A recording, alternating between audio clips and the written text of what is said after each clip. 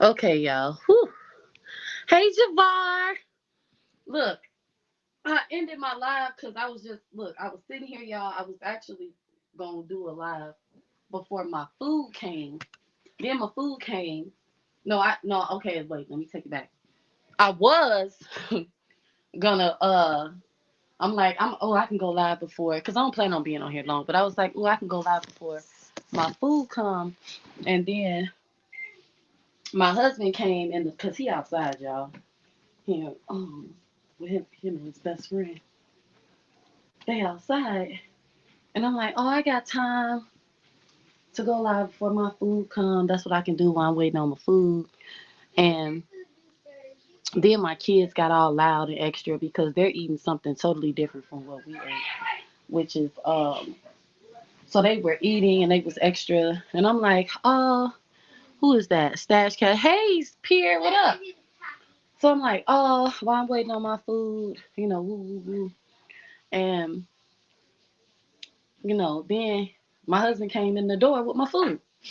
And now I'm gonna tell y'all this though. I'm not even bothered by my children. They just getting on my nerves because first of all, y'all, they had something happen at the playground, child, and I told them each. Okay, now they came in the house at like 8, like right when the street lights came on. And no, y'all, it wasn't dark outside. Okay, but anyway, I told all three of them. I'm like, y'all go get in the tub. Woo, woo. It's almost midnight, and my third child, my one of my kids, because it's four of them, but one of them is just now getting in the dang on tub. Everybody did 8, and I keep telling them like, okay, it's the weekend, but y'all too loud, or I told y'all could play the game, or I told y'all could do this or whatever. And watch this, I'm finna shut it all down. Everybody finna be mad because I'm gonna keep it real with y'all. I don't feel like hearing no bunch of noise, okay? And I've had an eventful day, but hold on.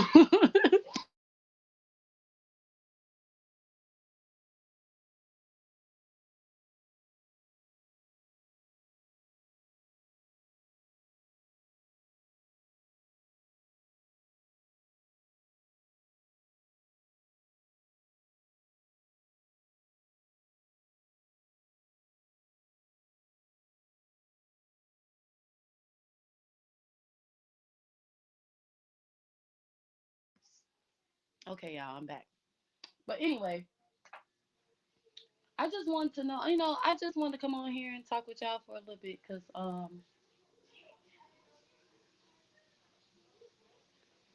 I ain't got nothing else to do.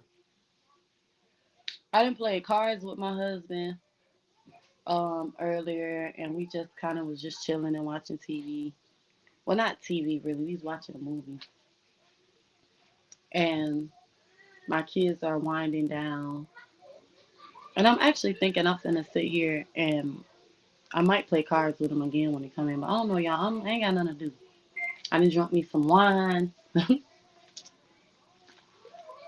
Stella Rose Black to be exact,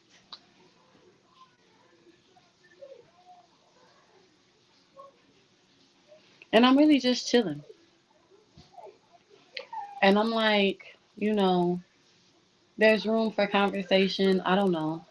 I might drop the link. I might not. I was like, I could just talk about a few things that's been on my mind, about certain situations and things in the world, people. Actually, I do have a topic.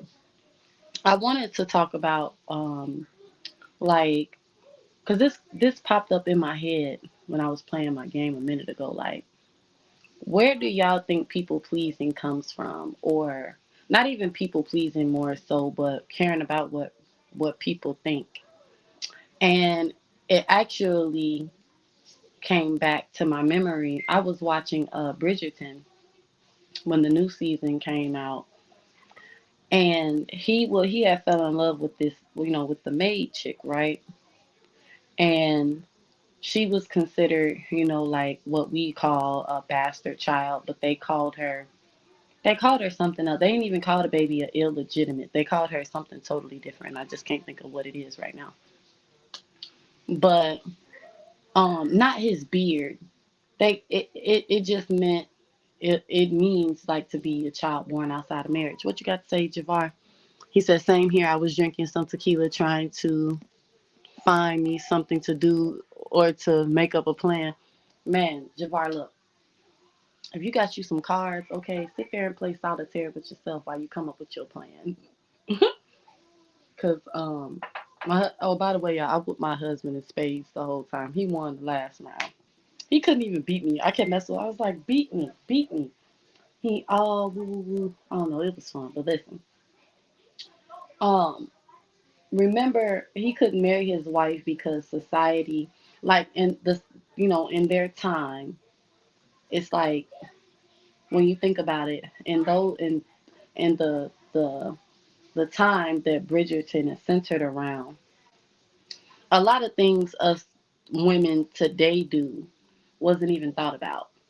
Like you were either a man's wife, okay, a whore, or single in the eyes of society. Like you could have a man, you know what I'm saying, somebody was fond of, but they couldn't marry you if you had been seen out with somebody else. Like the life and rules were so different for us women than what they are today.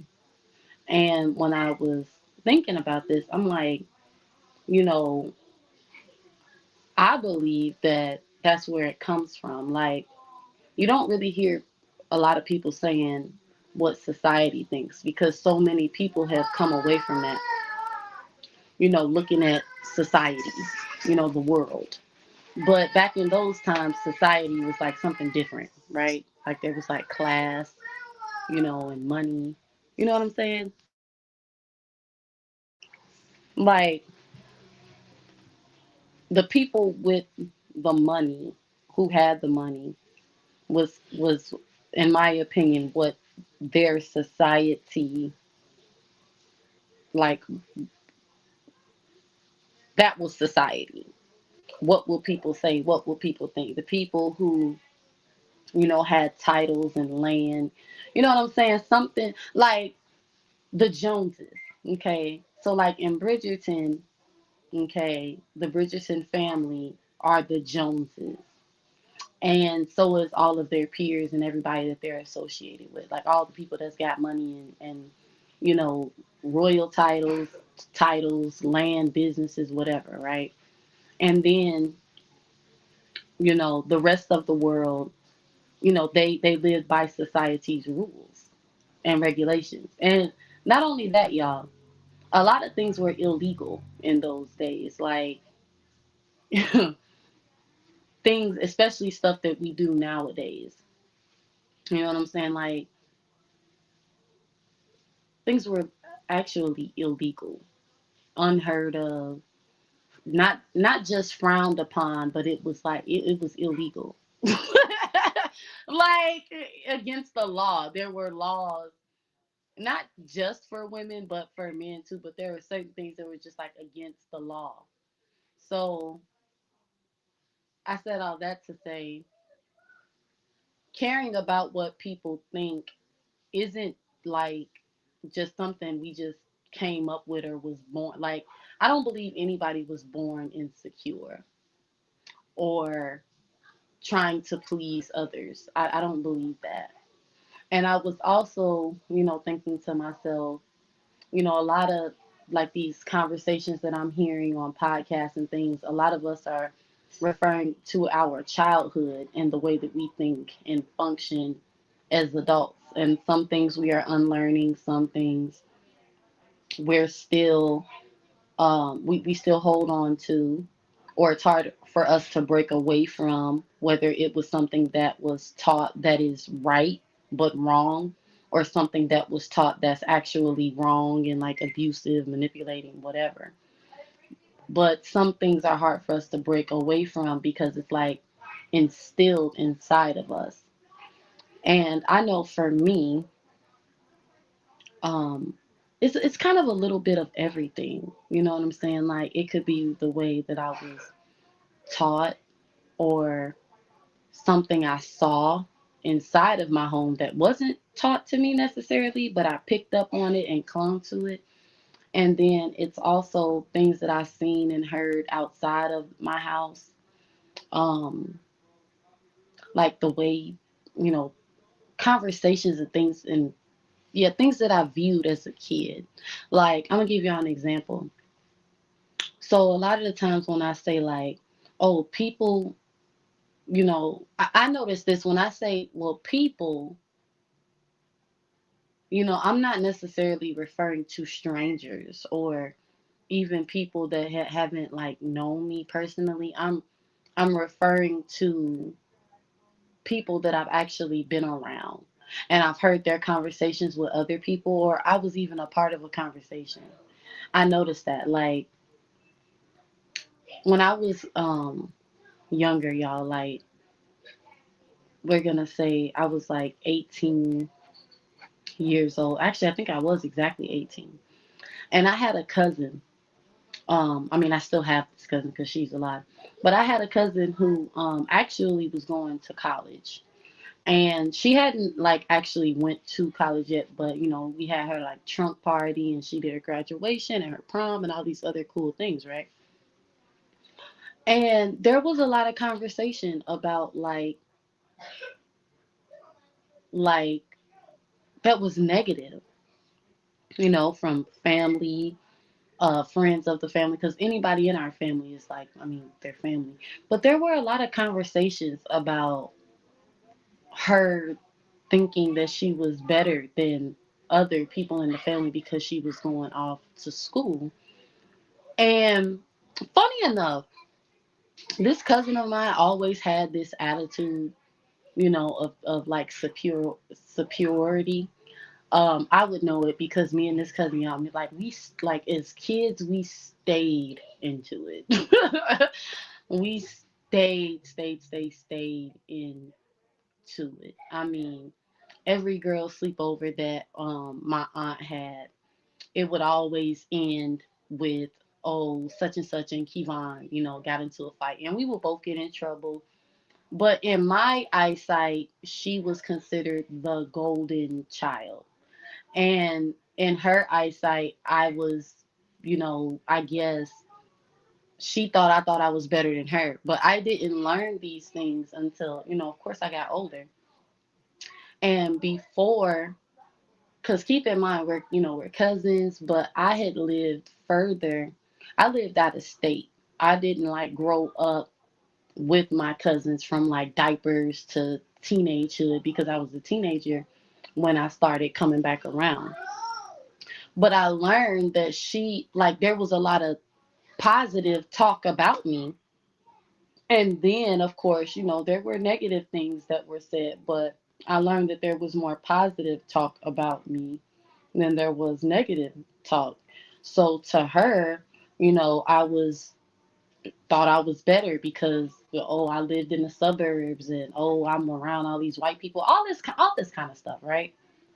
And um I spoke properly, they say talk white, but I spoke proper. And so anyway, y'all, we kind of we always bumped heads, always. So there was an equal, jealousy, dislike, or whatever you want to call it, amongst the both of us because of the things that um people said about us. And like I said, on my end, she was like the golden child because she was really smart, y'all. Right? Like when I tell y'all, really smart.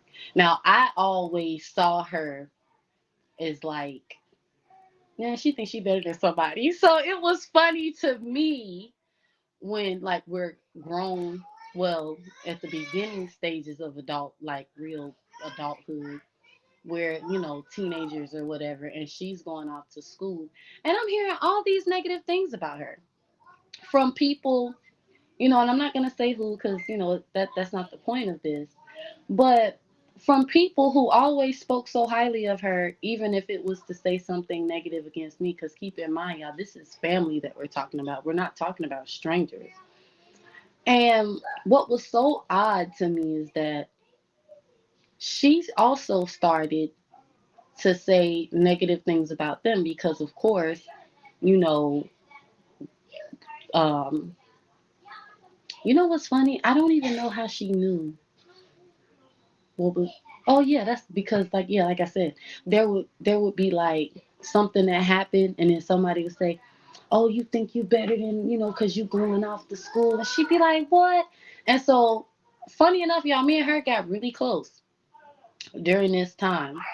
We got really, really close, and we could relate, not necessarily on the same things, about our family, but we could relate on our viewpoint about our family.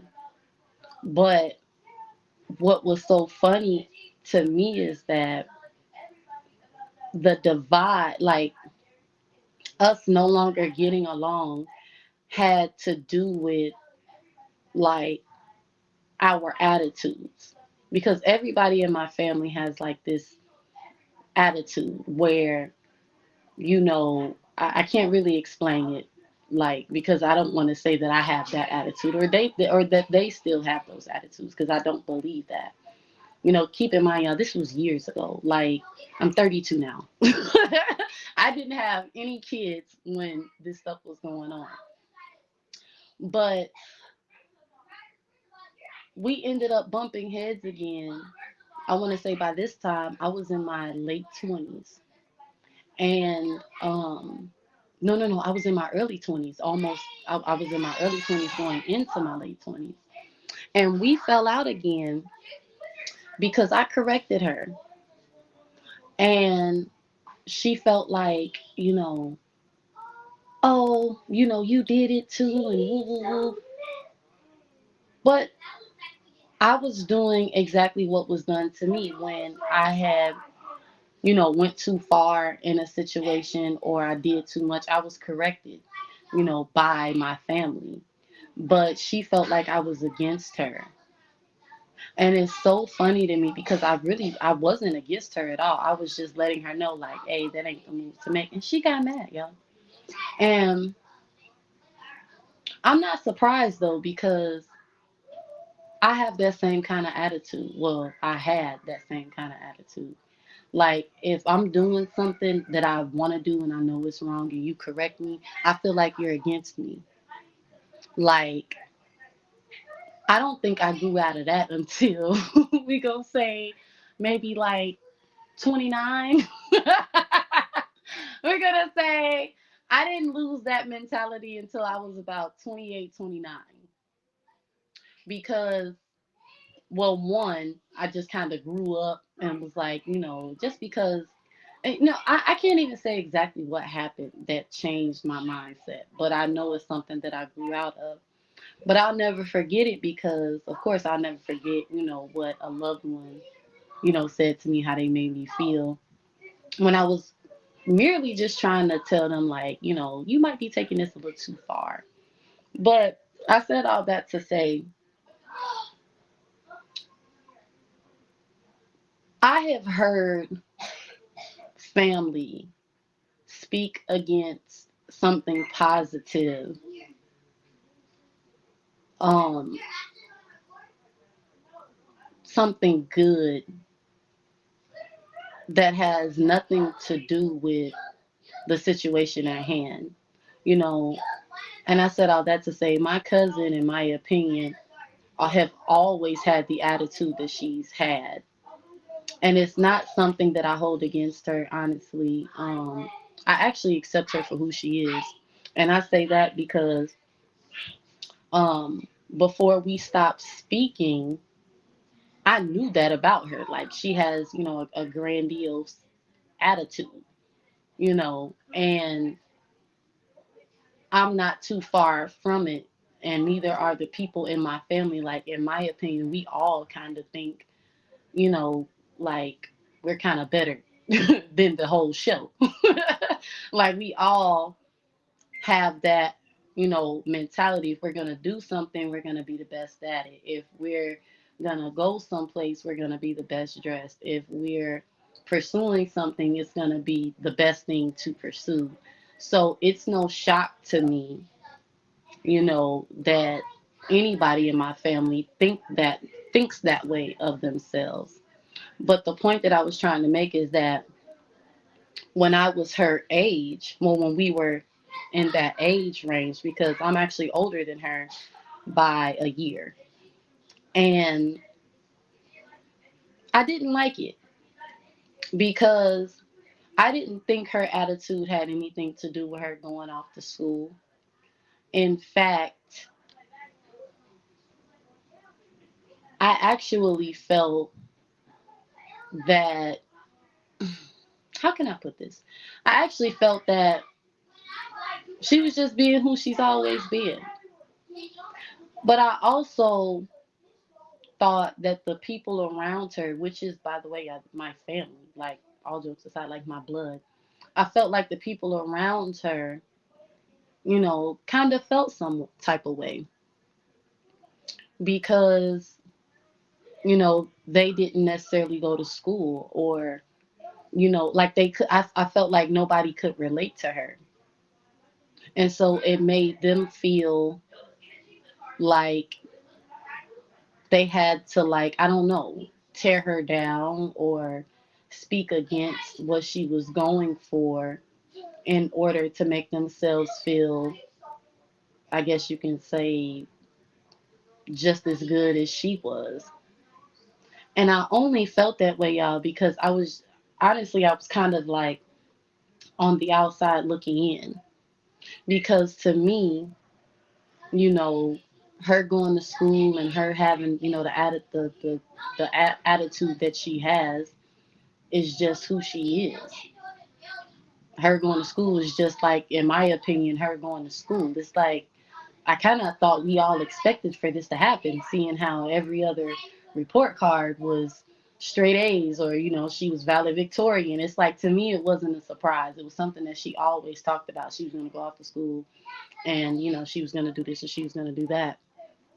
So I didn't understand the sudden change in attitude around with the people around us. I didn't understand it. And some people saw it. Some people, in our family saw that people were jealous of her, and just wanted to tear her down.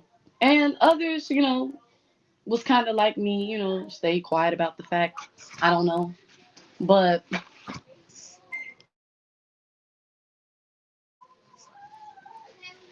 I will say that I learned at a, pretty young age that it do be like your own people. You know what I'm saying? Like you think that they're rooting for you because once again, in my viewpoint, this cousin was the golden child. Okay. And I want to say my eyes were just kind of open to how phony people can be. Because it's like, wait a minute. You know what I'm saying? Like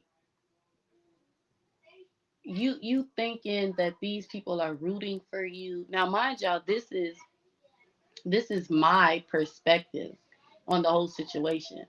Because it's like, and don't get me wrong, y'all, I had my own issues too with my family. They was mad about me and my husband, child. He wasn't my husband, y'all. If I told y'all the reasons that my family didn't like my husband, y'all would laugh so hard because it's ridiculous.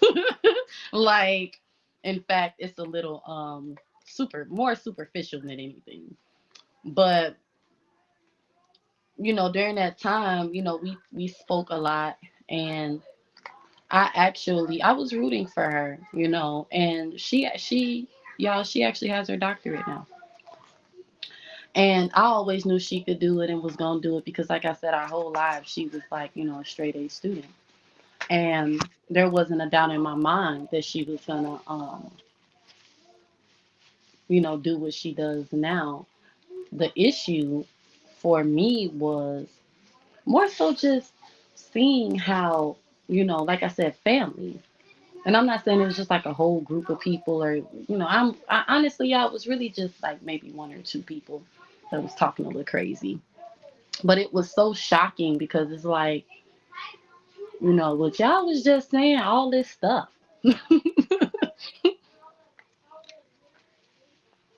And like I like I was saying, it just opened my eyes to how phony people can be, right?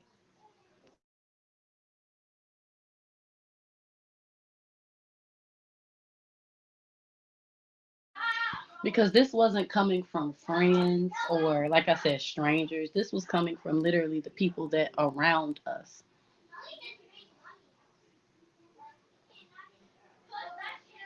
People that changed our diapers. You know what I'm saying? People that put us to bed at one time. And what I will say is that it affected me in a different kind of way because I didn't want to do anything that offended the people around me. And it's not necessarily like succeeding or anything, y'all. Nothing like that. But I will tell y'all how I can see like how the enemy plants a seed and it takes root. Because I like to learn new things, right? And I also like to share with people what I've learned. Like I don't have to know like a whole lot about it. I could just know something, just a little bit of something. And I'd be like, "Ooh, did you know this or did you know that?" Right?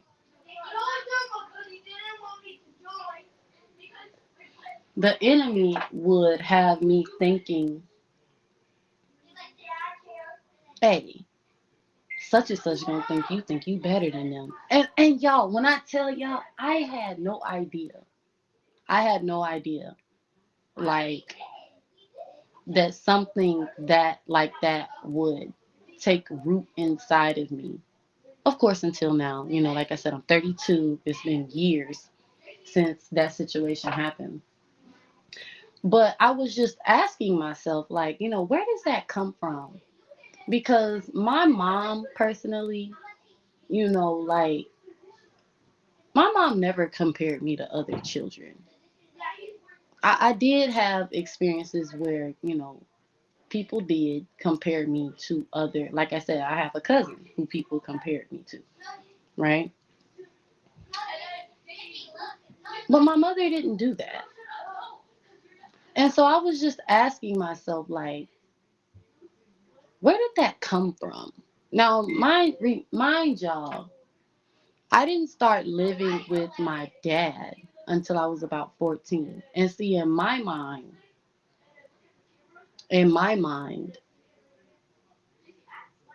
I wasn't a kid because like when we have these conversations about children, and teaching them, and molding them into being these people, okay, full functioning adults. I don't think about my teenage years at all, y'all. I be thinking about stuff when I was a kid. I've even had to realize that, because right now I'm 32. You know what I'm saying? I've been just looking at my daughter. My daughter is she'll be 11 at the end of the month. Hold on, y'all. I gotta tell them they being too loud again.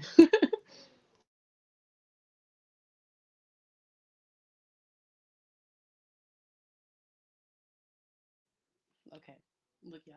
I was like, hey. I did the mama, hey. I said, y'all need to go to bed. My daughter said, but didn't she just say we could watch TV? But anyway, I've just been looking at my daughter, and she'll be 11 at the end of this month.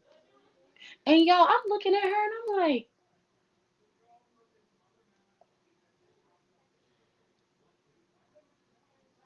that's what I looked like when I was a kid, when I was her age.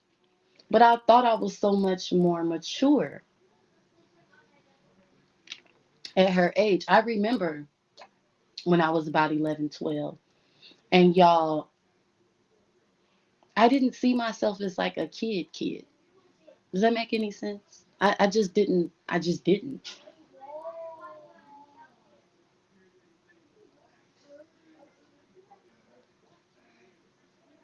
I was mature for my age when I think about it. Because at 14, I felt like I was halfway. Like, first of all, we had cell phones, and, we could wear weave in our hair. Now, I'm just telling y'all my experience as a teenager. They let us go to the movies by ourselves. Like, I was allowed to do a lot of things alone, right?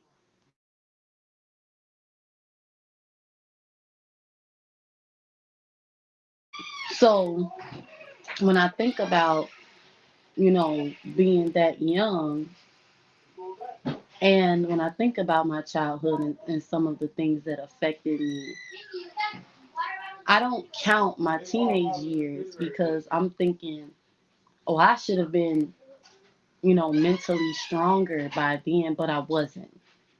In fact, I don't even,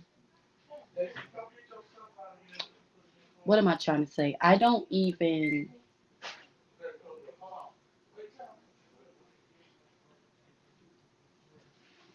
I really, really, really just don't even think about my teenage years as a kid. It's almost like I thought I was already an adult or something.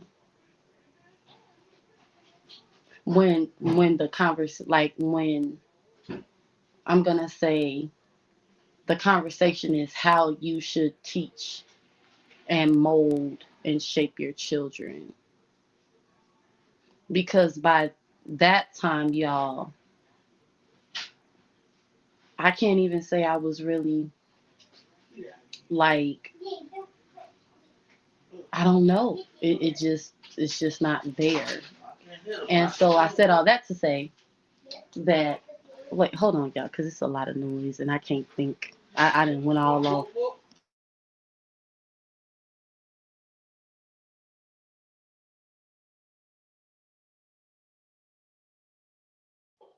Okay, y'all, my bad. That was my husband. But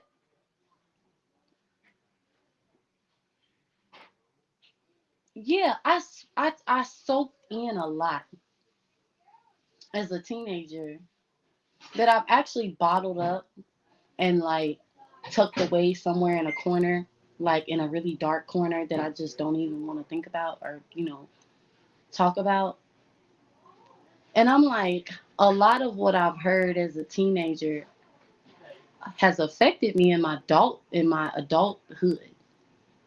You know what I'm saying? A lot of things that I experienced as a young child has affected me in my adulthood. But I never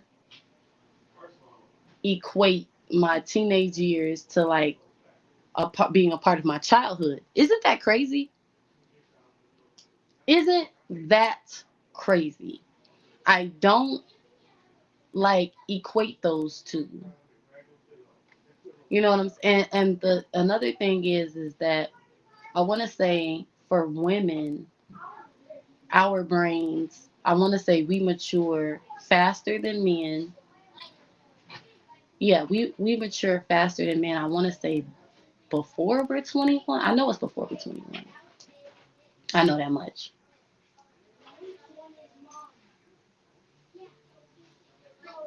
But we're still growing and learning even in our 20s.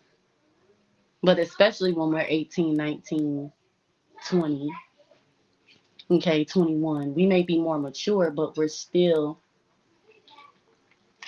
like children soaking things in, I'm going to say in our teenage years. Because the thing that affected me the most was comparison. And I knew that when I was like 18, 19, especially when I started like dating, men, and I was attracted to older men. So my whole thing was like, oh, I'm not going to let a man, make me feel jealous or envious of another woman. So it's like I had that part locked down because the way men, even with like some of my friends and some of my cousins, and it's like situations will happen and they, oh, he messed around with it, and they be mad at the girl. And I'm like, I'm not gonna allow a man to play on my emotions enough for me to be jealous of other women. Because one, I just felt like, because I had seen what it does to women and how it has you like overcompensating or thinking less of yourself or trying to become like other, women or females to please this man. It was just like, that's just not going to work for me. Like, I'm not going to compare myself to any woman.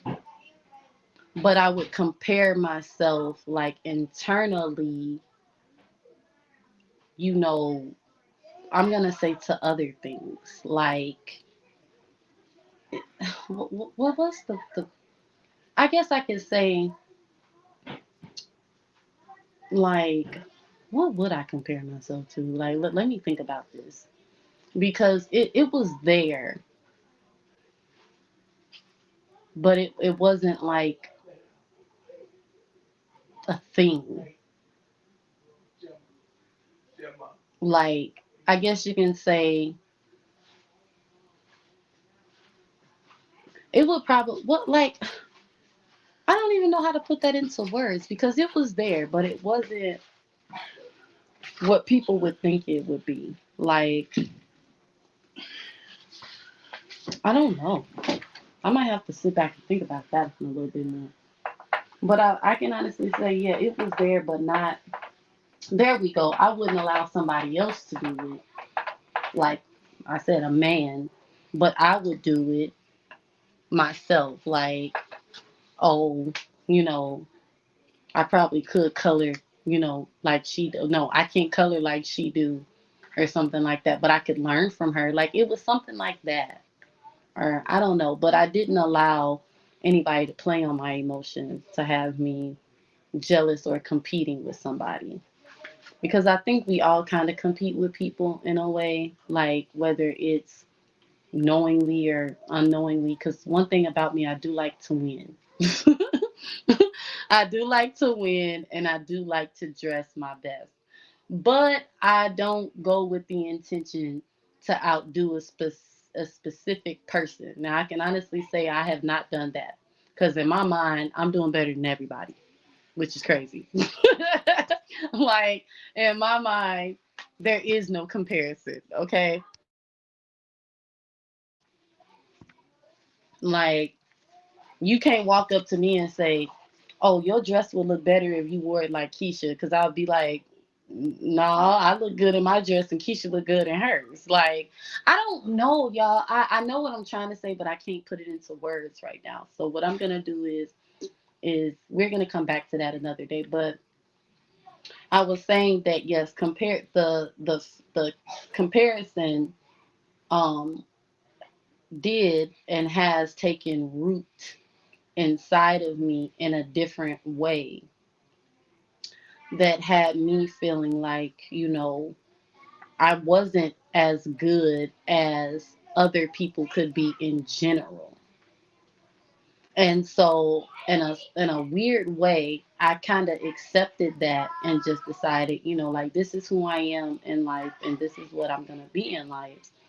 And I really don't want to try to be anything different than that. Now, the crazy thing about it is that stopped a lot of my growth. And it robbed me of a lot of experiences in life because I was complacent. So it's not a dig at anybody and that was, well, any of the adults that was in my life that compared me to other people.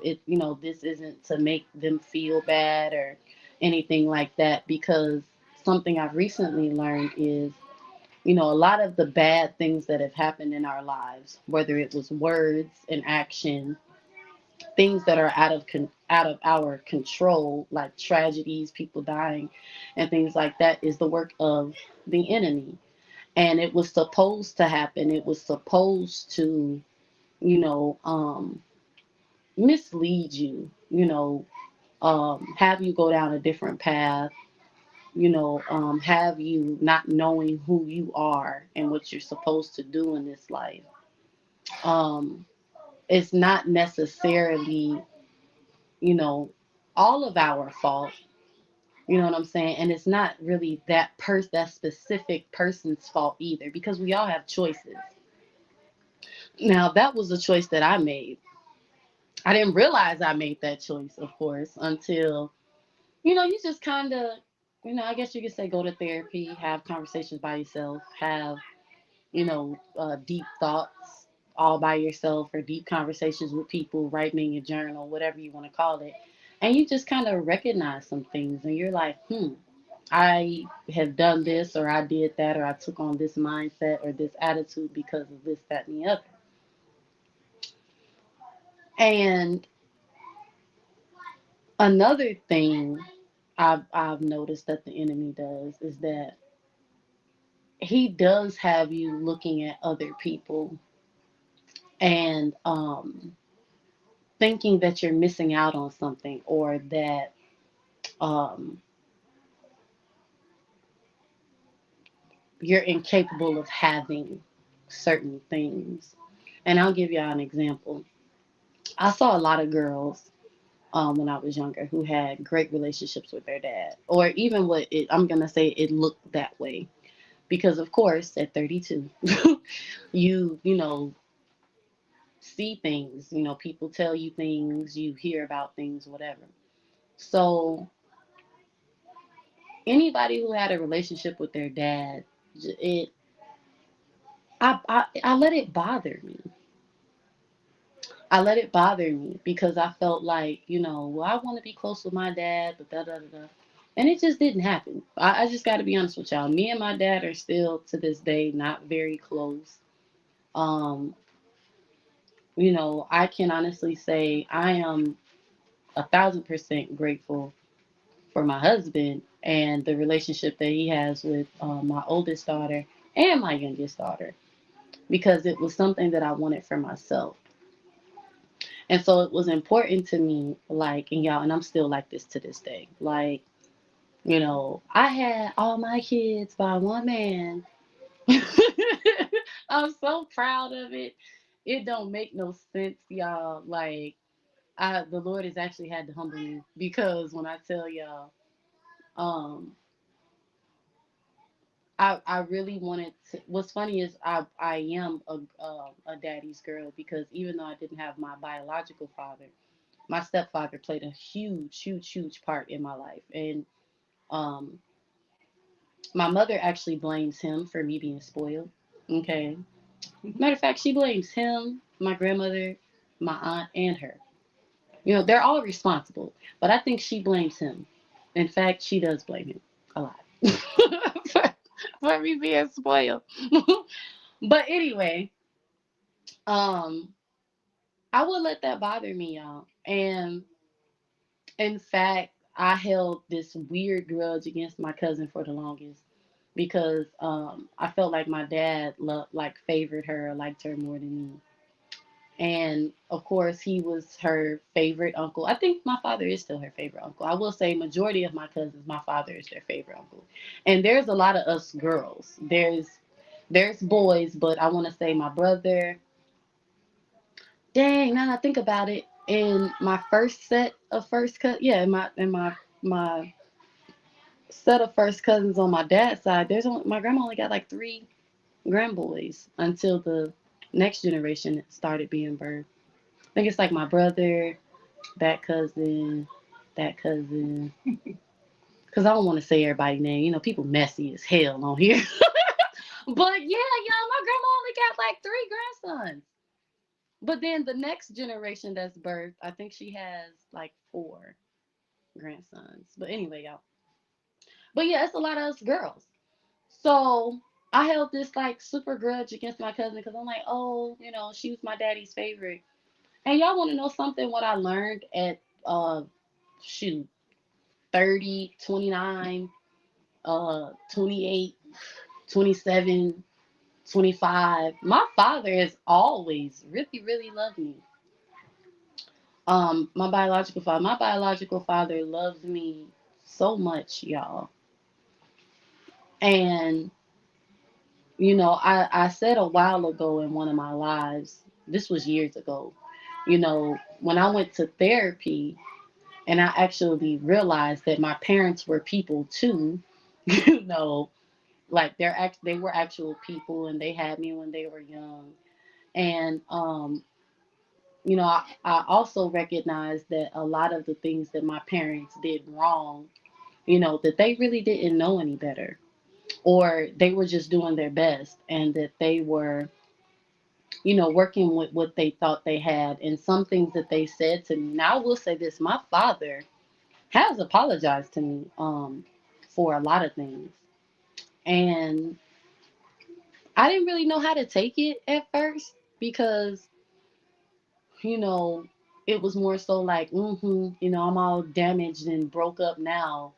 You know, I didn't know how to take it, but I did accept it. I kind of would think about it every now and then, like, oh, I wish he would have said that when I was younger because I needed it then. But y'all want to know what's so funny? I'm glad that he did it now. Not now, like today now, but like when I was older, because it's helped me in my adulthood a lot. It really has. It's helped me heal from the thing of like comparing, you know, myself. It's actually made me want to do more in life, be more in life. I didn't really think about it like that now until I just, you know, said that to y'all. Um, I'm I'm actually more myself around my father than I was as a kid, as an adult, because hell, I know that he loves me and accepts me for who I am. You know, of course, you know, our parents want us to be exceptional in this life. But what I've learned is that even if I'm not a scholar, okay, because my father loves math and he is a math scholar. I am not. I'm horrible with numbers. But my father loves me, even though I'm not like, you know, a super scholar. And um, I appreciate the fact that he was, I'm going to say it, man enough, you know, um, to not only apologize, but no longer speak to me in ways that really hurt my feelings, y'all. I mean, whew, child, my daddy used to hurt my feelings. Like, there's like a running joke, like Kevon and her daddy, like that we're like the same person, and you know, we're the only people on earth that can hurt each other's feelings. And I really want to say that's the truth because can't nobody roast me like my daddy. Okay, nobody.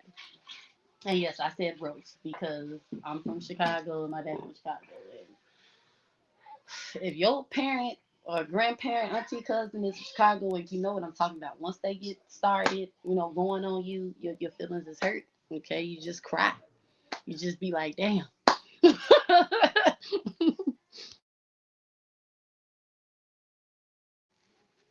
But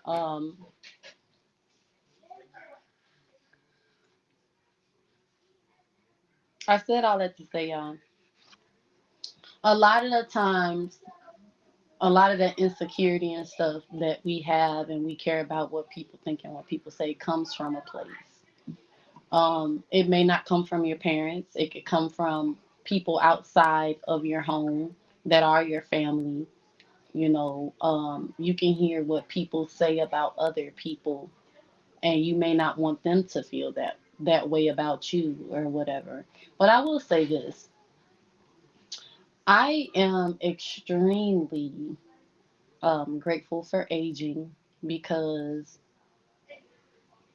I'm getting. And let me not even say getting. I am in a place where y'all, I really don't care. Um,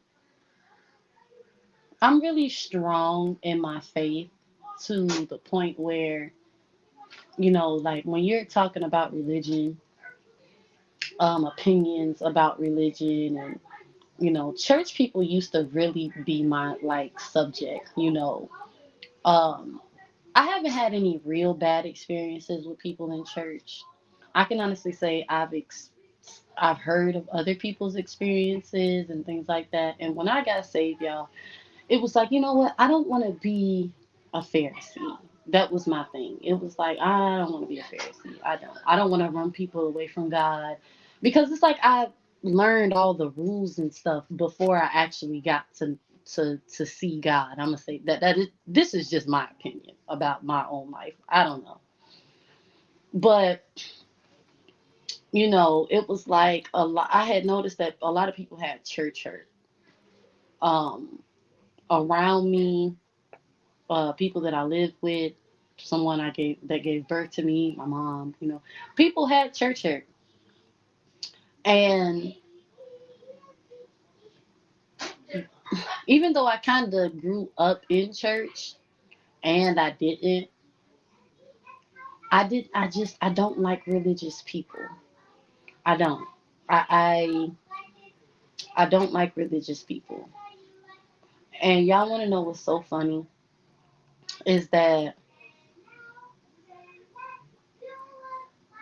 I have also learned a lot of people don't have a relationship with God, and that some people do have a relationship with God, but it's really hard to tell the difference. And it's not because of what people's lifestyles are, because there are some people that can say that they have a relationship with God, and you can see that they don't. And there are some people that have a relationship with God, and you'll never really know, right? It's hard for me to tell the difference because honestly, y'all, I'm not even looking for people to not be living how they talk. I'm just not. Um, I noticed that there are more people looking to have a problem with not just the church, but God Himself, which is to me not surprising. No, I take that back. It is It's surprising. It does surprise me because I had an attitude with God, y'all, but I didn't feel the need to go hunting down believers and trying to make them believe something different. I mean, it was very much so short lived. I want to say maybe about a year of me like denouncing God and not want to have anything to do with Him. I can honestly say, that happened for about a good year. You know, was it a good year? I want to say it was about a good. We gonna say about a good 2 years. Okay, that's what we're gonna say, about a good 2 years. But I know for certain it was one year where I was really like, I don't want nothing to do with him. Okay, don't come bothering me. You know, I knew people that had something to do with God. My mother was one of them, of course. But I see that there's a lot of people who have like a problem with God. like they're even bold enough to say what their problems are. And I'm not saying that that they can't, express their opinion or anything. But in my viewpoint, a lot of them, they real bold with cursing the man, okay, and just saying any old thing out their mouth. And then not only that, it's almost like some people are so turned off by believers because of their church hurt, or and when I say church hurt, I just want to say this. A lot of people ain't even hurt by the church. They're hurt by the people in the church, because the church is within us. Like it is. You know what I'm saying? Like, but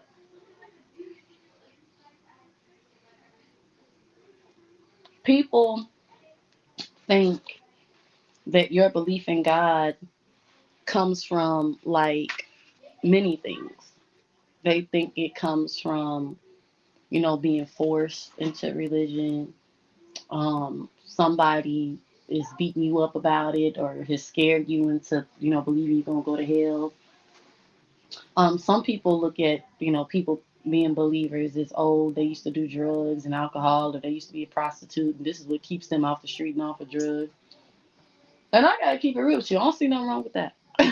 I don't see anything wrong with getting to know God because you used to be a crackhead, a prostitute, or a drunk. I don't see nothing wrong with that. I just don't. Okay. Because if it'll keep you from, selling your body, killing your liver, okay, ruining your whole body, okay, with drugs, because I believe drugs messes up everything. Am I right? Somebody tell me if I'm wrong, right? Then there's nothing wrong with that. Um, then there's the fact that people use religion for financial gain, manipulation, um, to be seen, whatever. Like the list just goes on. But I think what really grinds my gears, y'all, and I said I wasn't gonna say this, but I'm just gonna say it, because what really grinds my gears is when I don't like when I see people trying to detour someone who is pursuing God. I don't like that, because I will say I actually had a conversation about this. Like somebody said, oh, I know, people who believed in God, they were sick and they were praying, they was looking for God to answer their prayers. And he never did. Now I will say people like that, I kind of understand where they're coming from, because like, oh, you know, I want to say in this conversation they were saying, well, such and such never did anything wrong, or such and such was the sweetest person on earth, and why would God do this and why would God do that? I used to think that too. I really did. I used to believe that you could be a good person and go to heaven. Okay, but once you read that Bible and you start studying, like literally looking up words, study, because a lot of the King James, it's like they have a lot of words that we don't use anymore, like lasciviousness. Okay, when is the last time you heard the word lascivious? Okay, like when have you heard that? I'm gonna say this, I haven't. Okay, now if like a scholar or something, and you hear that word every day in the workplace, cool. I haven't. But they use a lot of words that and language that we don't use anymore. And I can honestly say, for me, I've had my nose, tuned up in Bible study in church. My head didn't hurt. Had my eyebrow raised. I didn't side eye, something that was said. But y'all want to know what happens? I start asking questions, not necessarily out loud to the people, but it's like I'm almost talking to myself, and I'd be like, now that can't be a sin, or that shouldn't be a problem. I don't see what the problem is with this. I don't see what the problem is with that. And y'all know what happens? The Lord shows me why it's a problem. um, Almost instantly. And no, I don't believe in coincidences anymore. I don't believe that. oh, that just happened. Because, some people just say, something. No, I don't believe in coincidences at all. At all. In fact, I believe everything happens for a reason. Everything. And I said all that to say is that I don't like it when people detour people from pursuing God. Like, if I was to say, oh, you know, I want to go on a fast, and somebody say, well, you don't need to go on a fast to, and it'd be like, what hope is skirks, pause. Why you gonna tell me not that that has happened, y'all?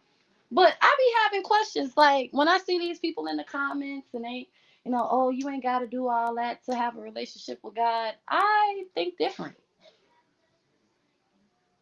And my whole thing is, why does it have to be you don't have to do all that? We do all of that when it comes to everything else. Like, for real, though. Okay? If you wanted to fit into a dress before Saturdays, people stop eating, right? Now, it's going to be people saying the same thing. You ain't got to do all that to fit into a dress. But then you'll have the people that are like hell bent, like they believe in doing that kind of stuff to fit into a dress, right?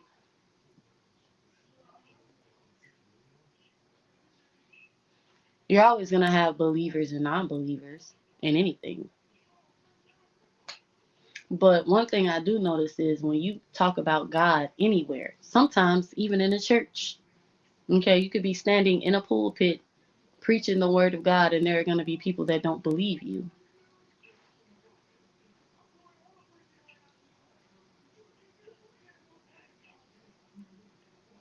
But when it comes to God and church, if you tell me I ain't got to do all that to be close with God, if it's something, I'm going to say this, if I'm not saying something wrong, you know what I'm saying? Like, if I've told somebody, oh, I'm finna go and burn all my lambs and sheep and give some burnt offerings to the Lord, and you say, fine, you ain't got to do all that.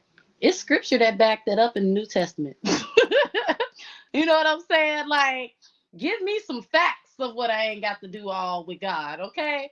But if I'm saying, oh, I'm finna go on a fast for 30 days, and I'm finna spend some time with the Lord in silence, and don't call me, don't text me, I ain't gonna be on YouTube, I'm gonna be, whatever. Okay, I'm not going on vacation with my family. I'm choosing to stay home and fast. And you say you ain't gotta do all that. I'll be like, hold up, hold up, hold up. Now it's scripture that say different. Okay, and that's in the New Testament. That is in the New Testament. Okay, I just want to throw that out there.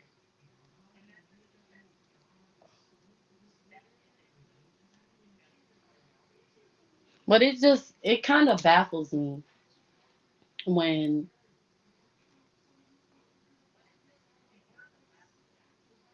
people say that you don't have to do all of that, because I've learned differently. Now I will say you don't have to do it. But one thing that has been revealed to me is, and this isn't just scripture, but it's the truth. Seek and ye shall find, right? Because what I was saying to y'all was that, I be in Bible study or wherever I'm at, learning something, and I be in my head and what's funny enough is, y'all, I think I be talking to myself the whole time. I be talking to the Lord. You want to know how I know I be talking to the Lord? Because he shows me almost immediately why such and such or certain things are sinful. And not only do he just show me it, he will show me why it's sinful, how it's sinful, how it pulls you further and further away from him.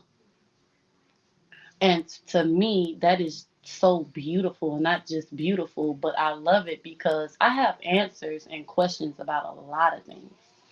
And one thing about me, if you know me, you know I'm gonna ask questions. If I got a question, baby, I'm gonna ask it. Unless it's just something way out there, I might keep that to myself and be like, "Child, I ain't gonna ask him that." I'm not gonna ask that. Okay. I might be happier if somebody else ask it. If it's like one of them way out the way type of questions, and it's like, "Ooh, I'm so glad she asked her that, cause child, I wanted to, but I ain't want to get the backlash." Like, I'll do that. But I have questions. Um, Not necessarily, the surface level questions, but the deeper questions. And he will answer them. He reveals them, like I said, almost instantly. And I just wanted to say that, like, when it comes to God, I don't have a desire to please people when getting to know Him. I don't have I have a desire to not just please Him, but I also like doing what's pleasurable for myself. And for me, seeking Him, getting to know Him, getting to know His ways, and, His promises, and, we can say blessings, cursings, everything, pretty much everything is something that I want to do. But I notice that the enemy does try to creep in and have me concerned about what people will think. Oh, she thinks she's better. She thinks she's above the fray. She think, oh, she's not a sinner anymore. And it's like, well, actually, in some ways, no, I'm not a sinner. Okay. And in others, I'm striving, to no longer sin. So it's not really about what anybody thinks. And it's also not to be seen or to be, perfect. It's what works for me. And I will also say is that the enemy knows, just like he knows the word, he knows us and what will tempt us to turn away from God to please people. And I've noticed that he's been like throwing darts at me, in my house, in real life, with family, with friends, with really anybody or anything to try to get me to sway. And and what's funny is I've been wrestling with this, since I've gotten saved. Like, well, and my whole thing, I don't want to be a super Christian. And it's like, but see, I still don't want to be a super Christian. I want to be a supersonic Christian. And honestly, I don't even call myself a Christian. I call myself a believer and a child of the Most High God, because that's who I am. I believe that Jesus Christ died on the cross for my sins, and I have accepted, the lifestyle and, what it is to be a child of God. And I'm in a group, yeah, I'm in a women's group where I see a lot of women who are not afraid of being children of God. They've had to turn away from a lot of stuff. Um, and really, not care about what people think. And that does encourage me to do that. I'm not gonna lie. At first, it was very intimidating because it's like, man, y'all really exist. You know what I'm saying? Um, I used to believe that being lukewarm was something that we all did as human beings and being believers, but it's actually not somewhere you want to be. Now, I will say I have no judgment for, anybody that's lukewarm, because to be honest with y'all, a lot of the times I don't feel like I'm on fire. I don't. I can honestly say a lot of my actions don't show that I'm on fire. But I have noticed that there are lukewarm, believers, that be trying to deter a lot of us away from the Lord. And I don't like it. I just got to keep it real. Now, I see a lot of this on social media. Um, there's a lot of people, who have their way, of believing in God, and, they will, tell us younger people, oh, y'all are young and this and that. And it's like, but the Bible says that we're all children. And honestly, we're all supposed to be like children when it comes to God. So, in my opinion, there's really not like a difference in any of us if you call yourself a believer because we're all children. We all have that, well, we're supposed to have that childlike obedience, to surrender over to God. Now, I'm going to be honest with y'all. I got to keep it real with y'all, okay? Them two, when I tell you, I fight every day. Like, I'm not even being funny. I fight every day. It's like it's a fight for me. You know what I'm saying? Like, people say, "Oh, I'm fighting I'm fighting demons." I really be fighting demons, y'all. Like, I ain't lying. I be having my sword out, okay, in the spirit, y'all. Like, whew, whew, whew, whew. Sometimes I get jumped. It be too many of them. Sometimes.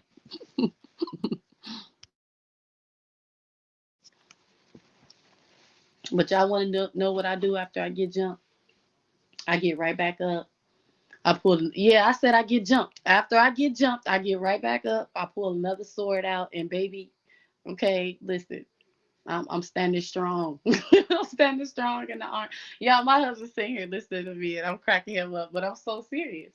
I'm strong, man. I don't care. I will not be defeated. Y'all can jump me, okay, but I still gonna have a sword, okay. Now I'm working on that shield. I'm really working on my shield because if I just put the shield up, I won't have to worry about getting jumped. What about the shoes?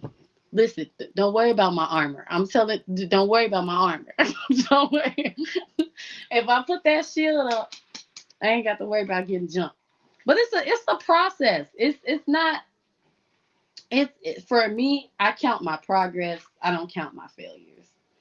I like to count my progress. Now, I will say, do I acknowledge my failures? Absolutely, because without acknowledgement, you don't know where to grow, right? But I don't give more.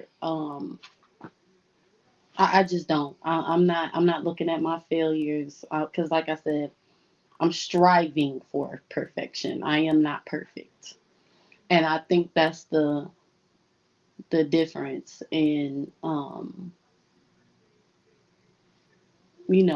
really being a believer and just like I said, being lukewarm because lukewarm is a whole nother. It's like it's horrible because I can honestly say I've experienced both.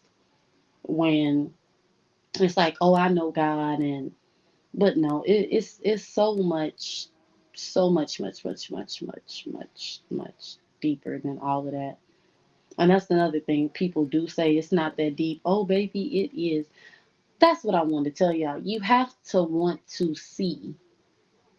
If I have not learned anything, God does not force himself. He doesn't make you do anything. You have to want to see.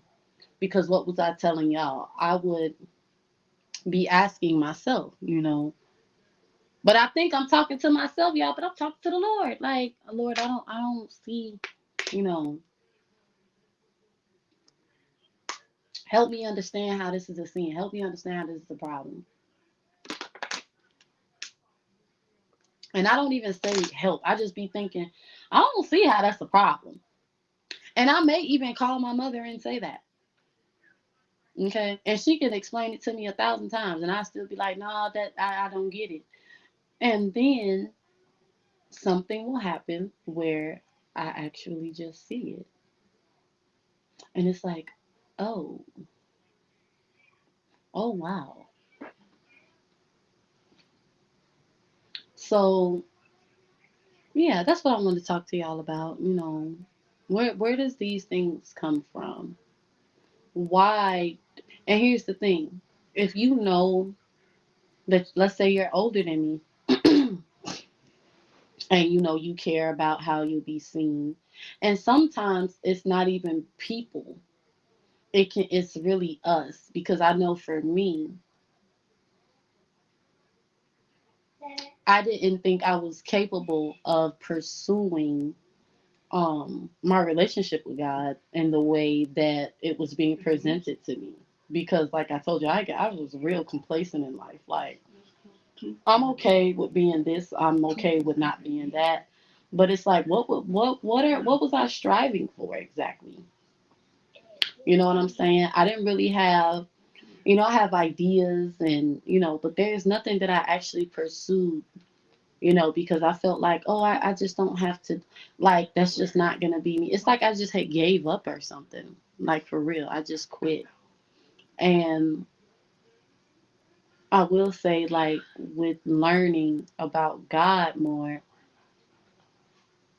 nobody in the Bible really just quit. They kept going. They even tried to go the way that they wanted to go. They may have played with God a little bit. Like, my mother always talks about one of the kings, who told God, well, I did do, no, he didn't tell God. He told somebody, like, well, I did do what God said, but he didn't really do what God told him to do. Like, he did it, but he halfway did it. But nobody really just quit except the devil. He just gave up. Like, and when I say he just gave up, like, he just leaned to his total whole own understanding of what, God, like, really was about and who he was. I don't think he ever gave the Father a chance to be like, even explain. I don't know. I haven't read all of everything. Yeah, I'm gonna be honest with y'all. I don't know. But I will say I feel like the only person who ever like really gave up was the devil. Because he didn't want to do good. He just wanted a bunch of horrible stuff. What is going on?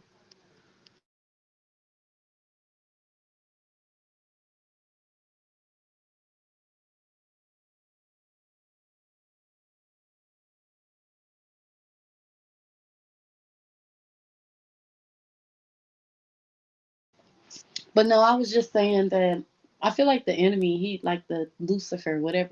Because y'all, one day you could say Lucifer, Satan. I don't know. I'm gonna say this. That devil over there, okay? I feel like he just gave up. I was watching this movie. Yeah, I'm getting sleepy. But I was watching this. I initially wanted to go live to wait on my food, but I didn't eat. Like I said, y'all done had some wine and things, and I'm just chilling. But anyway, I was watching this movie, y'all. It's called The Shift. It's on this app.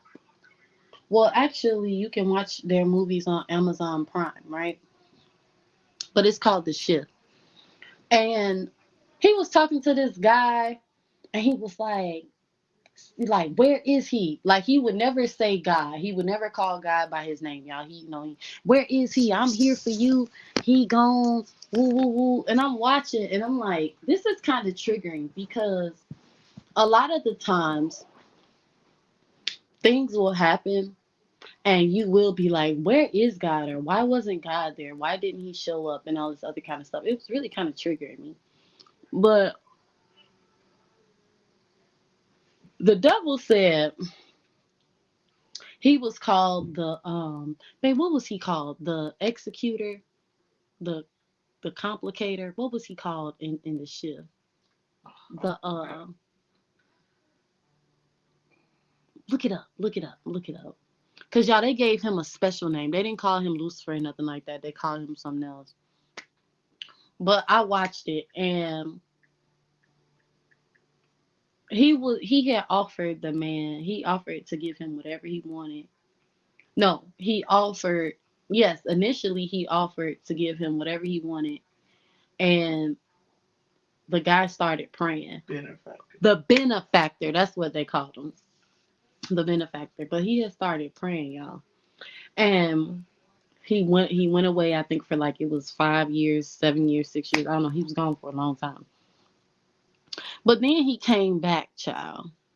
The benefactor came back and he was like, hey, I give you your girl, and if you let me keep this child. Y'all gonna have to go watch the movie yourself because I can't remember right now. But let me tell y'all something. He basically offered the man whatever he wanted, but he was ranting and he was going off and he was like, "No, God is never here for you. If you side with me, I'm gonna always have your back." And I'm like, that's not true. See, the enemy will trick you and have you thinking he got your back, but then after you do the bad things that he wants you to do, or he convinces you or corrupts you, whatever you want to call it, put the spirits on you, whatever, that what you're doing is right. When that shit blow up and hit the fan, he's nowhere around. I can honestly say that I know that firsthand. Like, that's happened to me in real life, where I be thinking, because every thought is not our own, right? I'll be thinking one way, and then when things happen, it be like, whoa, whoa, whoa, why would think? People get to asking you questions. Why you think this, or why would you do that? And then you be like, well, and then you be like, hold up, because like in Bible study, y'all, or like we have these conversations, like, well, have you ever done this and done, or have you ever? And it'd be like, some people say no, but I've seen it, or some people say, yeah, I know. I know for a fact. I'd be thinking, I've witnessed this myself in real life. Like, you think you heard this or you think you heard that. When I tell y'all that is weird. When you think you heard somebody say something and they didn't. Now, I'm not gonna get too far off in that because I don't want y'all to think I'm crazy for real. But I know for a fact sometimes, like, we hear stuff or we think stuff, and man, look, I'm telling y'all, it's really that deep. Like, for real. You saw my eye. Hey, Miss WD. She say good morning. What? It's 1 o'clock. Babe, why didn't you tell me? I'm finna go. Miss WD, I had no idea it was 1 o'clock. It was just 11 my time, turning 12 o'clock.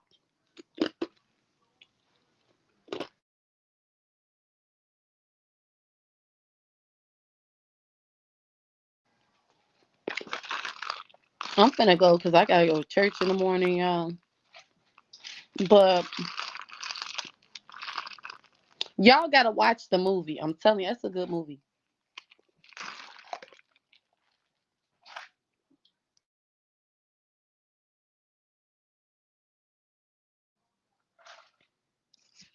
It is a good, good movie.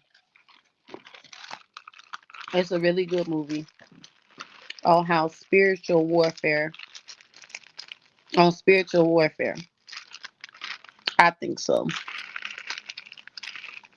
And she, she said it's 2:18 here.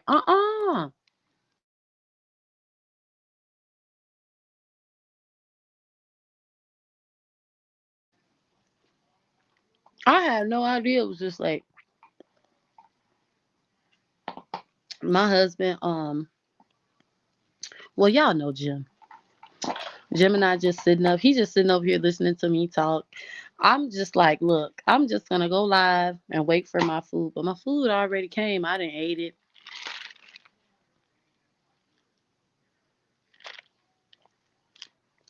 Right now, I'm drinking Kool-Aid, child.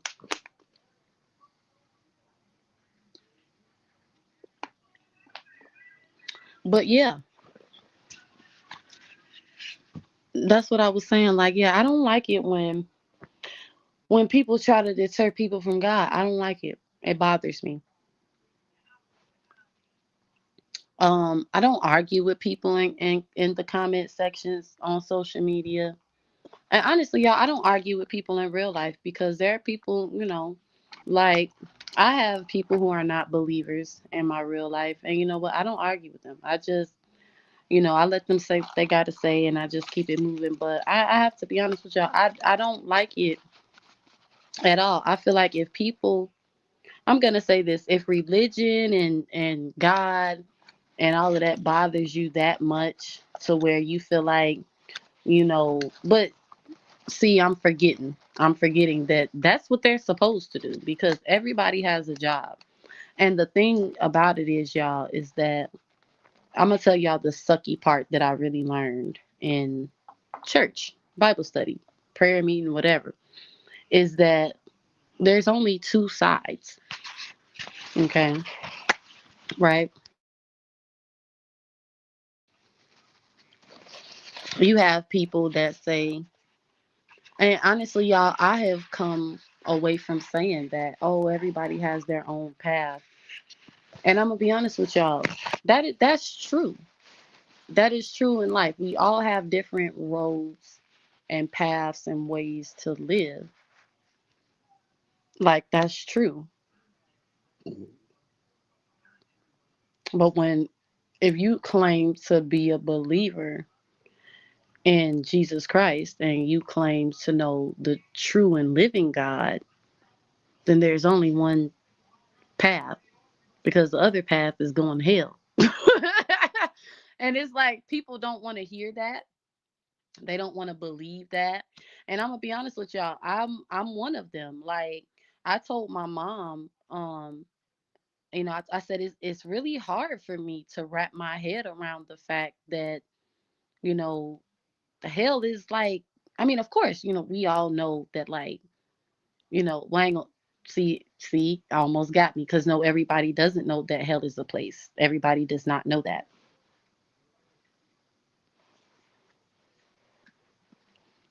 There are people who literally are walking around, believing and thinking that they're good people because they haven't done, because they're not a drunk or because they've never killed anybody or because they haven't raped anybody, which is insane to me.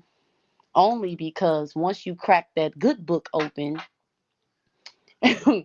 it's like, wait a minute, I have so many things to ask for forgiveness for. And y'all want to know something else too? In the beginning of me, being saved and stuff, I'm like, there's no way in hell I'm going to heaven. There's no way. There's no way that there is a heaven for waiting for me. There's no way. But that's not true. In fact,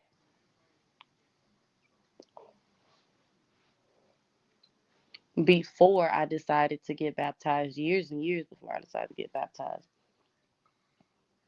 um, Proverbs alone had me in a chokehold. The book of Proverbs had me feeling like I was hell bound.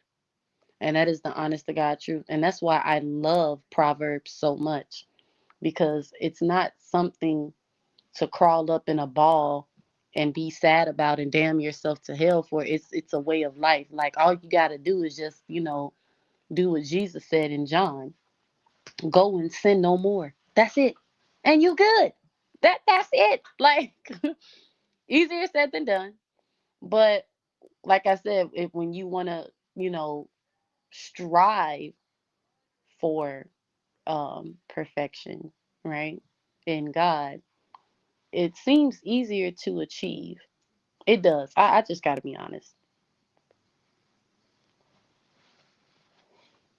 When you talk about forgiveness and turning the other cheek and all that, baby, I ain't want to do all that. It's like, no, I don't want to do that.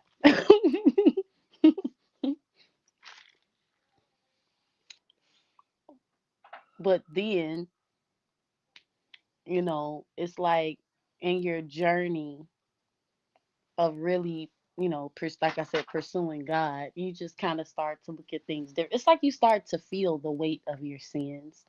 And you be like, I want to get this up. I don't want to do this no more. I don't want to act up. I don't want to tell nobody. Y'all, because my thing is cussing people out, okay? Giving them a piece of my mind, talking about them. Even when I talk to my husband or my mom or my friends, I'm careful what I say about people.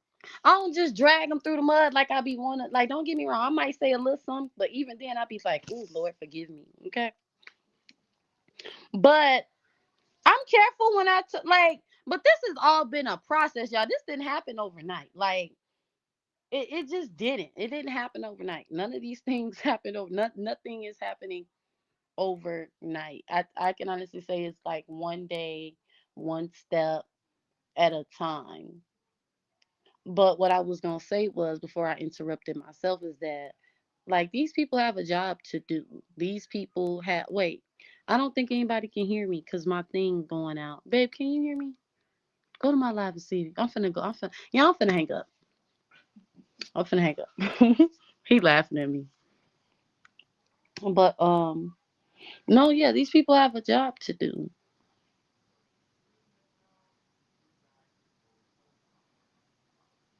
People have, you know, ancient spirit. Y'all, here's the thing. In my prayer group, she's always talking about how old the spirits are. You can hear me good? Okay. She's always talking about how old spirits are. Like, that's scary because we all have encountered spirits, like good, bad, ugly, terrifying, because they manifest in our behavior and our attitude and things like that, right? But it's like when she talks about how old they are, I think about that. It'd be like, how can we beat something that is older than we are? And I'm talking about outside of time, old. Okay? Like ancient. Nobody in the human flesh can beat that. That's why we need God, because they're ridiculously old. Like, that's how they know everything about. Like, we were talking about that in Bible study too. Like, when you go to tarot card readers and, gypsies and, I don't know why I said gypsies, because nobody has said gypsy. Maybe because there are wait, babe.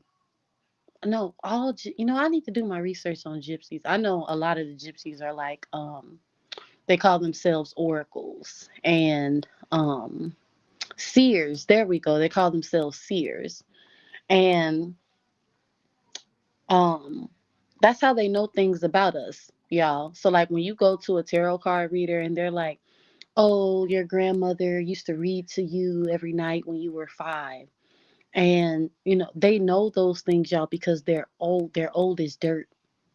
They've been around, since forever. And another thing that I learned is that the enemy can only see the present and the past. He doesn't know the future. Isn't that dope? Did you know that? Well, The devil only knows the present and the past. He doesn't know the future. amen. I didn't know that. I thought he knew everything just like God knew everything, but no. He can only, which is why he only uses the past against you. So like let's say you're trying to go be a construction worker, right? Mm-hmm. He going to throw everything at you from your past to make you believe you're not capable of being a construction worker because of your past. Uh, Ain't that, oh, that's what I said. I was like, wow, that's crazy. Like, because anytime you have like a thought of doubt or insecurity or something like that, and it's like really, really thick, you don't know where it's coming from. You like, man, I was just feeling, that's the enemy all day. And sometimes it's also the inner you, okay? Because we can be enemies to ourselves, Because when you're a friend of the world, you're enemy of God. So, But anyway, y'all, I'm finna go. But yeah, I'm like, that's why the tarot card people, you know, now all of that, oh, I see into your future and all of that. That no, no. Um, I forgot what they said that was. Because I do know one thing, when they tell you what's gonna happen in the future and make you look crazy, mm-hmm. it makes you crazy or something like that. I don't know. That's a conversation for another day because Dang, I'm going down rabbit holes and stuff. you are. You gonna make me go look up some stuff. I'm gonna go look up the reason. I might not have to look it up. I probably could just ask somebody because I forgot. But that part did stick with me, that he doesn't know the past. I mean, he only knows the past and the present. He don't know what the future looks like. Mm-hmm.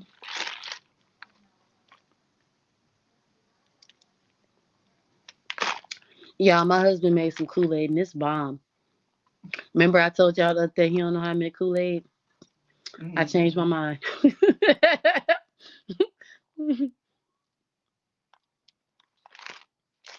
See, the enemy was using me, try to come Oh. against your Kool-Aid maker. Mm.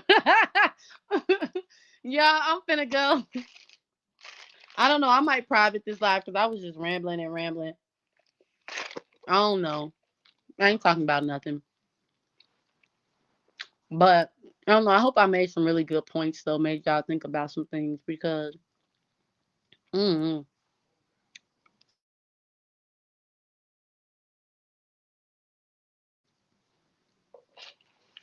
I had to put y'all on mute because I'm chewing ice. I don't like to hear nobody chewing ice all in my ear and I'm in the chat or on the panel. mm,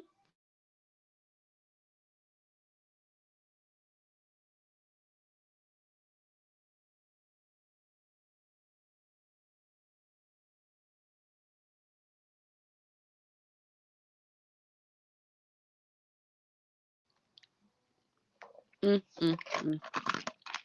But anyway, it's 9 people in the chat. I mean, it's 9 people in the live. I hope y'all enjoyed the live. Babe, this Kool-Aid is amazing.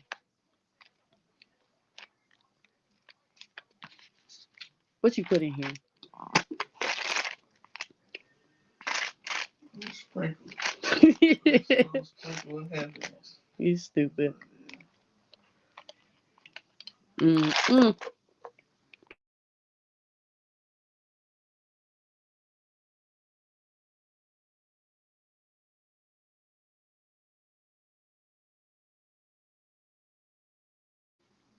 Hold on, y'all. I'm trying to chew my ice.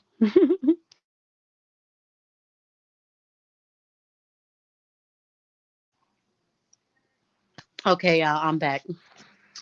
Listen, I get serious about my ice, man. Ice is good to the mug. But yeah, y'all. So that's my chitter chat for tonight. I hope y'all enjoyed this live.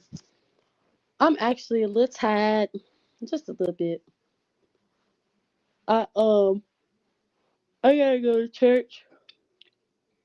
Are you gonna wake me up for church, y'all? He been waking me up. Somebody said, "Wow, what's wow?"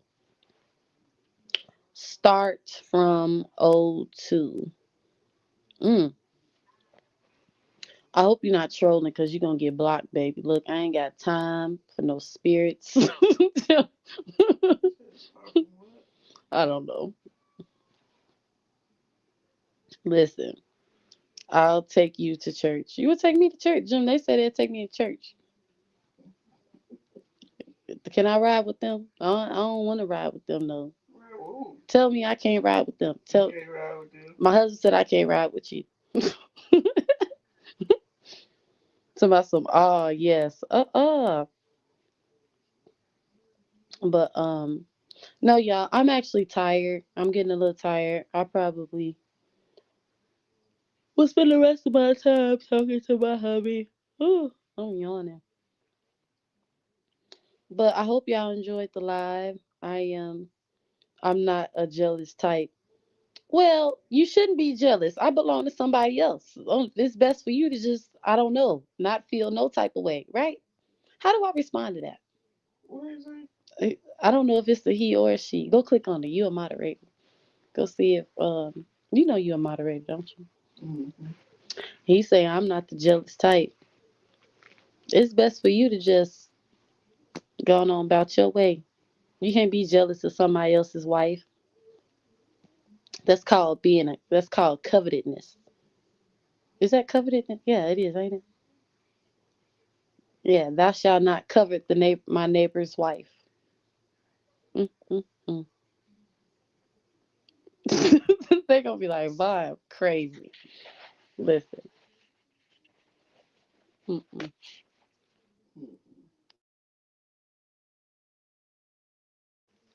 How many subscribers they got? 21. 21. Let me see. Who this? Uh-uh.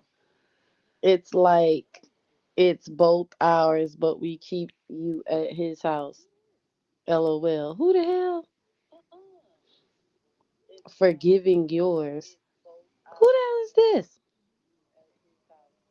Look This like a weirdo. this look like a weirdo. AI. Here you go.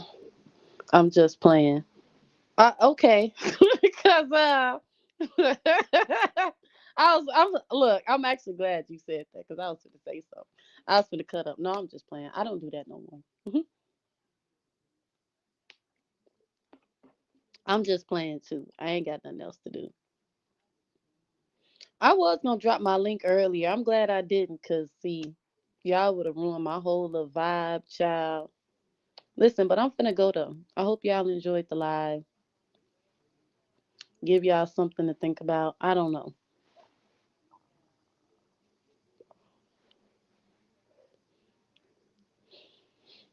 Whew. I hope y'all enjoy y'all weekend, even though the weekend over with.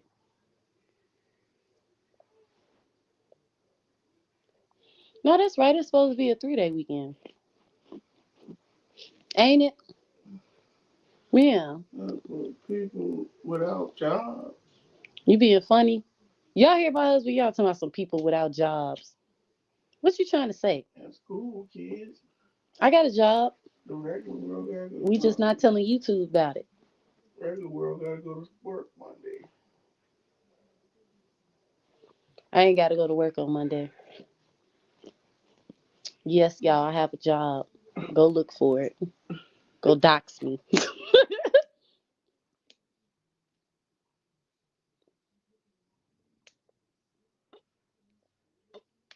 Mm,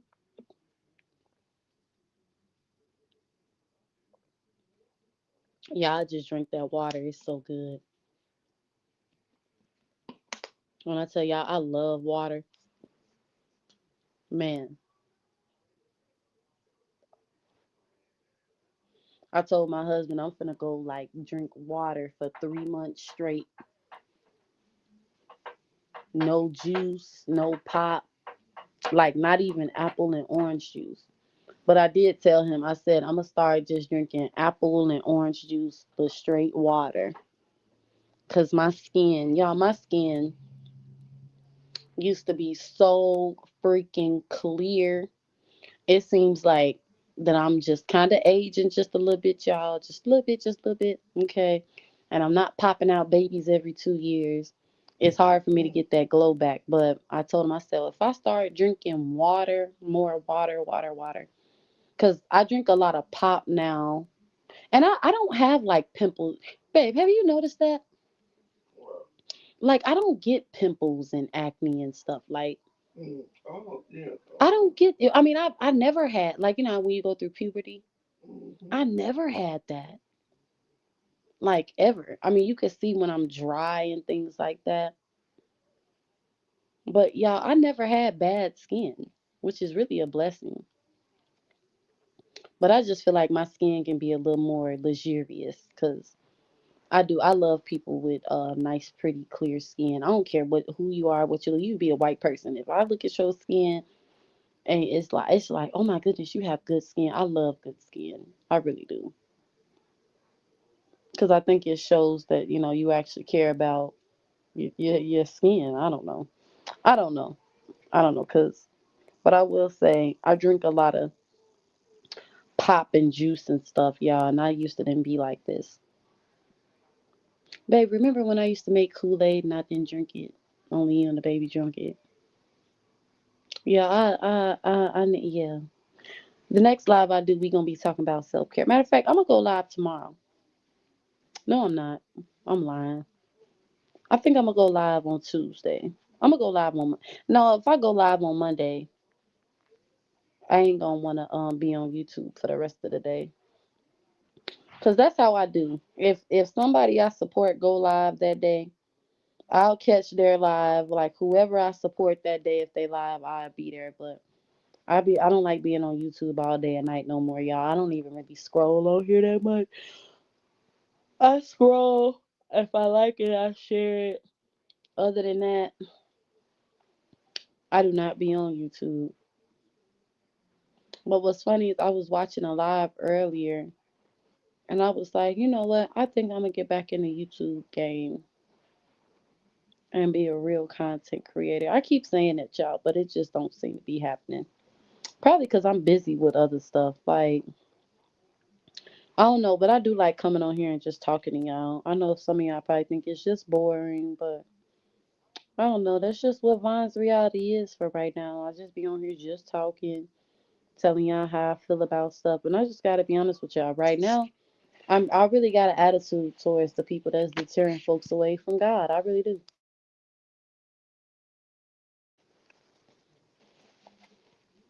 I really do. And in fact, um, I also meant to tell y'all that,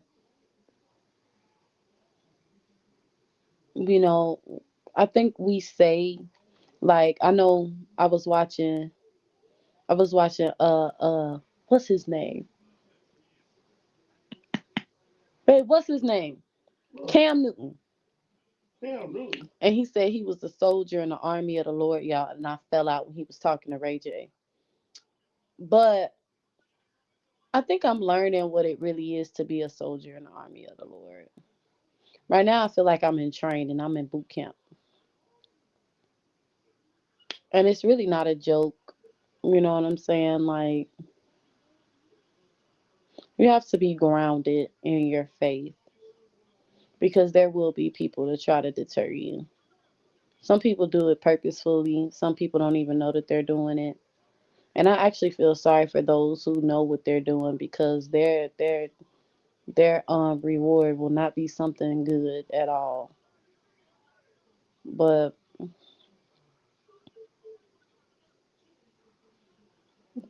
I don't know.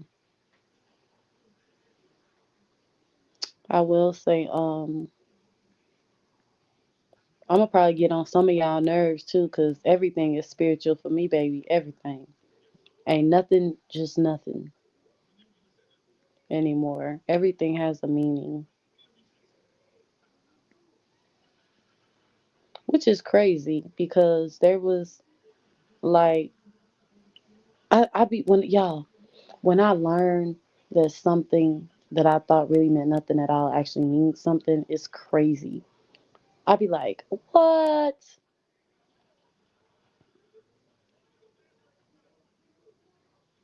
hmm But yeah, yeah, I'm finna go because it's late. It's almost 2 o'clock.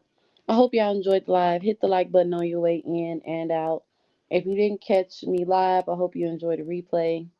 I love y'all. I'm chucking up with the deuces and I'm gone. And for the young people out there, okay, because you never know who's gonna listen to this live. You know, if you young or even if you're older, you know, and more seasoned in life, if you are trying to pursue God, don't let nobody deter you. You know what I'm saying? Like, and there's nothing wrong with pursuing God because I have recognized that I pursue the man every day, even when I think I'm not. I'm doing something to get closer to him. I may be taking baby steps. He may be trying to push me in the water. I don't know. Okay, but it's a journey, and I enjoy it, and I enjoy telling others about it. You know, I don't really look at myself as a teacher, but I don't know. Maybe I'll be a teacher one day. I don't know. I will say, we all have a job to do. And I look at it as you're either doing work in the kingdom or you're doing work in the kingdom of, or you're doing work for the kingdom of darkness. And baby, I want to do work in the kingdom. Okay. All right. Don't come bothering me because I want to do work in the kingdom. I will do work in the kingdom. Okay. What you do in the kingdom of darkness don't concern me. Now, if you want it to concern me, be prepared for a war. Joe, be prepared for a war. If you trying to come bother me while you doing work in the kingdom of darkness, okay? Mm. And baby, you gonna lose. You're gonna lose. I know y'all like, oh, what did you talk about? I don't know, but I know what I'm talking about. Okay, all right. Yeah, this is the stuff that I be wanting to say this stuff, y'all. I really be wanting to say this stuff to people, but I don't. And this is another reason why I be trying to stay off of social media because I be wanting to tear folks up in the comments, child. I be wanting like, look, they don't even be talking to me. They could be talking to somebody else. And sometimes people do say things to me, right directly to me. And I be wanting to say stuff, but I don't, because I'm like, I'm just gonna keep my peace today. But just know, okay, you in for a war, baby. Okay.